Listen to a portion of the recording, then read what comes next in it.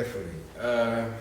When we put a title on it, the King Archetype. I wouldn't say it's similar to the hero.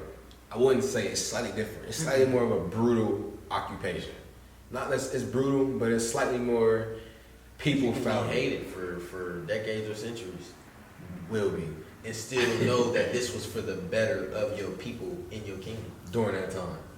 That is facts. That is facts. King archetypes. We as sons, we take on a lot as far as in how we view the well-being of our families, of our society. All right, so let's back up. I know we're trying to talk about the king archetype. Yeah. But you brought up being sons, so that means we have to be princes first. Oh my gosh. Prince archetype. We definitely gotta be princes. What is it to be the prince?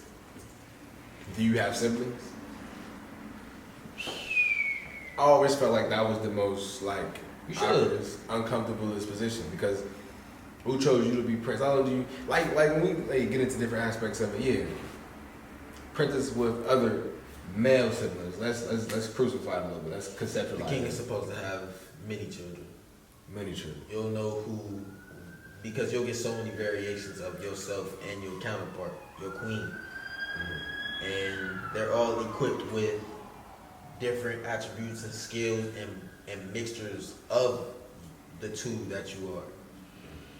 And that's up for you to choose. Like, I mean, it could be a firstborn type of thing, but it could be the middle child or the youngest child that has the attributes of that's what this nation needs next after me. They can do what I could type of thing.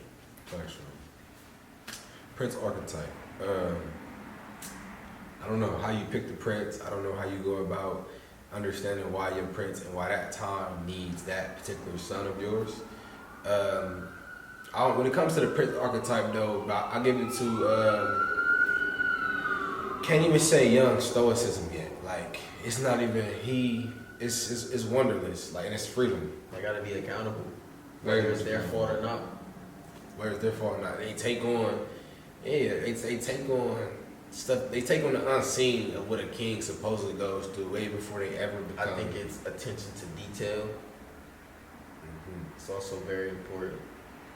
We gotta have a certain type of passion and care for other people, not just about being the strongest, like the brutes or the hero. Because being a king isn't being a hero all the time. So it's not superficial and it's not a fantasy. Some kings become king and really realize they don't care to be king, don't want to be king no longer. That's why they can't wait to find the heir that's supposed to take this crown. They're done. So would you say as like a prince, as we put it into, would you say like a prince, what do you think begins to, not necessarily qualify, but what do you think begins to lead a prince up to ever even taking on a position as a king, the role? A level of courage, I'm not gonna lie. It takes a level of courage and beating, like a destruction to reconstruction. You have to kind of tear yourself down to its lowest forms to actually reconstruct yourself to acquire the attributes that can be responsible for everyone around you, your entire estate and your entire kingdom that you either are creating, recreating, or inheriting. Because you didn't ask for all of this. You may have only dreamt about a part of this, and this is what I can't wait to rule, but it's not, careful what you wish for, because this is not all you're going to get. You're going to get a whole lot more than. If I was to put myself in a position as in choosing an heir, and not only having to choose an heir, but also being the heir that I chose. It's crazy polarity, or just a crazy, we can flip sides, but people, a lot of history choose the heir based on a lot of different roles. We got the warrior archetype, we got the people archetype, the son that's able to be the speaker. Like, he's very publicly sound. So if I was to say, like, I don't know. In these times, picking an heir is a lot more. And we ain't even talking about the sacrificial king. Yeah. The king They that just want gold and just want want money and booty. We ain't even or definitely to know like everyone's not gonna make it through this next chapter. I hate sacrificial kings though. Like I hate sacrificial kind of people. Like Or someone must hurt. Yeah, take the. And I was listening to someone else say today, like something worse. The only thing worse than heartbreak is watching someone else go through heartbreak, or watching someone go through heartbreak that you caused. Like you broke their heart, you gotta watch them go through that. That's worse than going through the heartbreak. Then you gotta watch them come back and deal with you going through that. That is facts. You can't do nothing. The damage is done. Take care of that. I think that's why we stopped having kings. Like, we wouldn't probably survive if we continue to have kings. We created presidents for a reason, because we gotta, and it's like kings fighting their own wars. Like, you gotta Front line, one-on-one with or somebody. not on the front lines. It tells a lot about you. It says a lot. I probably cannot name one president that would survive a one-on-one combat war or battle, a one-on-one combat duel with somebody else. Like, I cannot name one. Like, presidents are kings, and that's why people have a hard time following this new world order. It's like y'all just making rules at this point. Like, y'all almost the superficial. Y'all those people. Like, we wouldn't follow y'all people if y'all was a part of our family type shit. Like, we wouldn't. And I can't give it to no president. I don't see how most people do give it to presidents. But back to the king archetype before we even get into that segment. What is a god to a king? Kings matter more than gods. What is a god to a non-believer?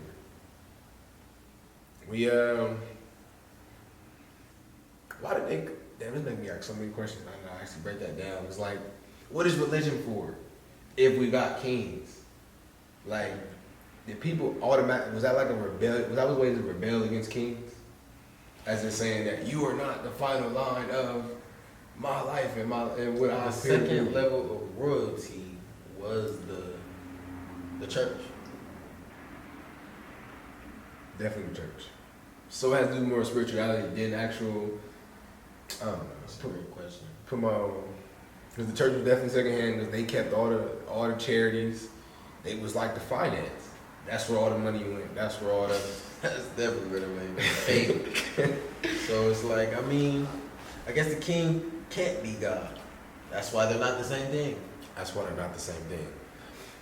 God, all right, well, Jesus is a king. Because the moment that people stop believing in the God that you're telling them to worship, you lose power because you're not getting the money from the people.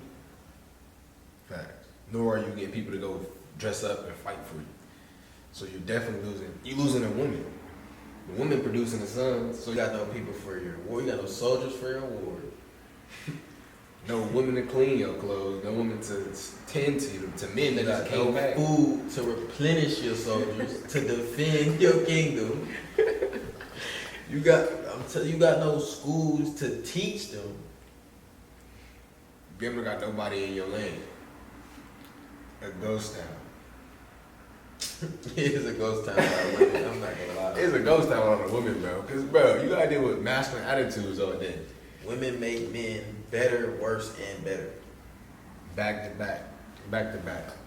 And it's almost because first, for one, we gotta protect. If we don't protect, we can't protect ourselves. If we don't protect women, men cannot protect themselves. You can't protect yourself. We can't keep going. We're a finite source. They have to keep pouring into us to even keep going. We need something to protect. Fact. Because what? They are definitely the battery pack of society, of life, period. Because how we gonna go to war, come back from war, tend to our own wounds, feed ourselves, go farm for ourselves, and go back to war? No, that would never work. Like, we would be definitely a deadbeat. Nothing would get done. We would sit around and be savages. Bro, angry. The whole time. Fairly angry at ourselves. Like, you would just choose to be alone at that point. Like, yeah, exactly. It wouldn't work.